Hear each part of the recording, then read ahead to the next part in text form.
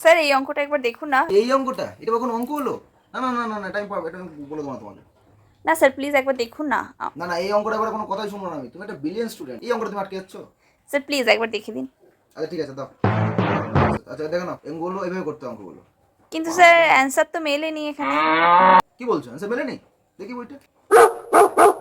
এটার অ্যান্সারটা ভুল আছে, ঠিক আছে? এটা অ্যান্সারটা ঠিক নেই, এখানে একটা কারণ আছে, বুঝতে হবে সেটা। কারণ কি বলতো, এখানে একটা লস চেয়েছে।